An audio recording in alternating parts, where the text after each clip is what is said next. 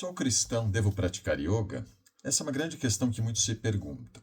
E frequentemente eu vejo respostas que são muito mal embasadas.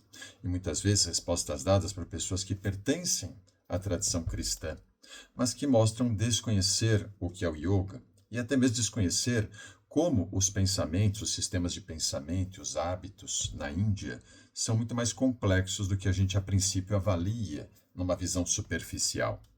Nessa visão superficial, inclusive hoje, muitos que representam a cultura indiana, a religiosidade indiana, nos vendem uma ideia de uma Índia fortemente unida, onde todos os seus sistemas, onde todas as suas crenças fazem parte de um mesmo pacote, como se não houvesse contradições, como se não houvesse sistemas que contrariam ou contraditam um ao outro, né? Isso sempre na Índia historicamente foi muito comum. E aí, com essa ideia de que tudo está dentro do mesmo pacote, se vende yoga como algo indissociado do hinduísmo. Isso também é uma ideia comprada aqui por alguns que criticam que pessoas que seguem, por exemplo, outras vertentes religiosas que não o hinduísmo, possam praticar yoga. Recentemente vi um vídeo de um padre exorcista, Duarte Souza Lara, que ele dizia que não tem como dissociar o yoga do hinduísmo, que o yoga é justificado pela ideia de que se deve unir a uma divindade hindu, Brahman. Então, a princípio, a gente pode até questionar essa própria visão que ele traz, porque Brahman, a gente nem pode traduzir exatamente como uma divindade. A gente traduz Brahman como simplesmente o absoluto, tá?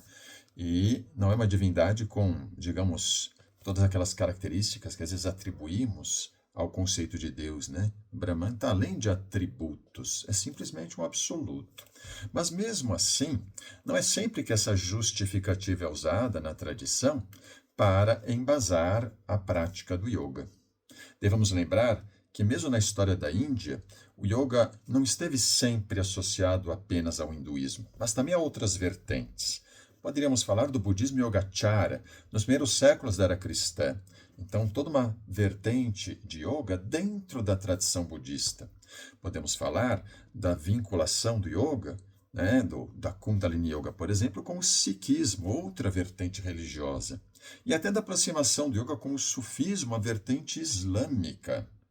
Tudo isso nos leva a crer que o yoga é muito mais flexível e adaptável, né, do que se supõe a princípio. Mas como se não bastasse, dentro do próprio hinduísmo historicamente, há uma série de questionamentos sobre o próprio yoga. Então, eu vou pegar aqui um material muito importante, o livro Raízes do Yoga, de Melanson e Singleton, então autores acadêmicos que escrevem isso com muito critério, que trazem muito embasamento e muitas citações, só para verem que muitas vezes o yoga é questionado até dentro do próprio hinduísmo. Tá? Então, uma passagem que eles trazem aqui é a seguinte. Eles lembram que, por exemplo, Shankara, grande expoente do Advaita Vedanta, faz questionamentos sérios ao yoga e até defende que o yoga nem deva ser usado por quem segue a sua própria abordagem ou linha, né? Um sistema hindu, né? Este monismo, né, vedantino. Agora, outra passagem aqui muito interessante, ela vem de Kumarila Batra, né? Que ele diz que o yoga não é aceito por aqueles que conhecem os Vedas, uma importante autoridade hindu antiga. E baseado nisso, um comentarista moderno, Nicholson, destaca o fato de que autores e textos com tamanha autoridade rejeitam o yoga dessa forma complica as afirmações de certas organizações culturais contemporâneas hindus de que o yoga é necessariamente hindu. O yoga, repito, não é necessariamente hindu. É claro que ele tem vínculos fortes com o hinduísmo, historicamente falando, mas isso não significa que ele seja exclusividade do hinduísmo. Então ele tem aproximações com outras vertentes religiosas também, assim como dentro do próprio hinduísmo há oposição ao yoga, assim como há também vertentes que o aceitam e que o adotam. Historicamente é um dos sistemas de pensamento ortodoxos na Índia, tá? Mas não se restringe a isso. Ou seja, a realidade é muito mais complexa e multidimensional do que esses argumentos, eu diria, simplistas, costumam trazer. Por isso, eu entendo que antes da gente adotar, né, certas crenças e já, a partir delas, negar aquilo que não cabe ao meu sistema de crenças, é importante a gente estudar um pouco melhor, né? Tentar entender toda essa complexidade, porque práticas místicas, frequentemente, como é o caso do yoga, né? Uma prática em que você busca uma experiência de unidade, frequentemente elas não são restritas. Então, eu posso fazer uma prática mística de origem sufi, uma prática mística de origem taoísta, e não necessariamente para isso eu preciso me converter ao islamismo ou ao taoísmo, assim como também, né, não se exige isso de quem vai praticar yoga que se converta ao hinduísmo. Aliás, é muito difícil para a gente aqui até essa possibilidade de conversão ao hinduísmo. Nem sempre seremos aceitos também em linhagens assim. E é bom lembrar, para terminar tudo isso, que muitas outras práticas também trazem nomes, né? Porque um dos argumentos muito usados é, mas as posturas têm nomes de divindades hindus, então quando você faz aquela postura, você está cultuando aquela divindade. Não, não necessariamente, né?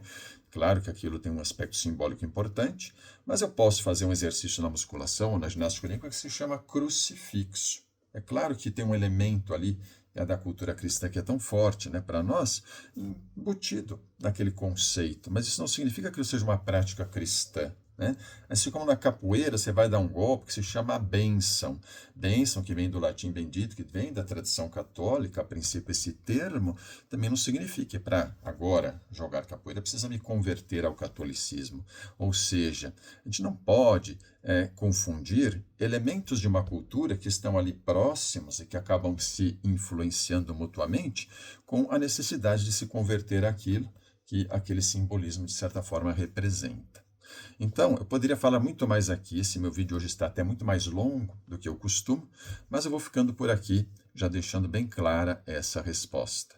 Você não precisa se converter ao hinduísmo para praticar yoga, e yoga não é algo que não deva ser praticado por cristãos ou pessoas de outras crenças.